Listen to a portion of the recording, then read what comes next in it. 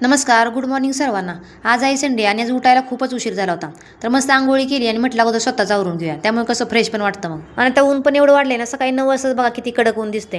आणि सकाळी सकाळी असा फ्रेश किचन कट्टा बघितला ना, मग काम करायला पण आपल्याला उत्साह येतो मग. तोपर्यंत हर्षला भूक लागली होती, मग त्याने केळ खायला सुरुवात केली. आणि दिवसाची सुरुवात अशी प्रसन्न आणि पॉझिटिव्ह झाली ना, मग एकदम भारी वाटतं आपल्याला पण आणि घरातील वातावरण पण प्रसन्न राहते. आणि सकाळी सकाळी असा घंटीचा आवाज ऐकल्यानंतर मग एकदमच छान वाटत असते. सकाळच्या वातावरणामध्ये एक वेगळीच ऊर्जा असते. सकाळी पक्ष्यांचा आवाज, थंड वारा, स्वच्छ हवा, नंतर सूर्यकिरण, त्यामुळे एकदम प्रसन्न वाटत असते. 2 दिवसापासून खूपच दूध शिल्लक राहिलं होतं, मग म्हटलं आज हर्षला कॉफी बनवूया. तर मग हर्षनं मस्त कॉफी बनवली होती. तर हर्ष खूप छान कॉफी बनवतो, तर त्याने सर्वांसाठी कॉफी बनवली होती मग आज. आणि ज्या दिवशी हर्षला सुट्टी असते त्या दिवशी हर्षला आंघोळीचा खूप कंटाळा येतो. त्याच्यामुळे खूप लेट करत होतो आंघोळीला.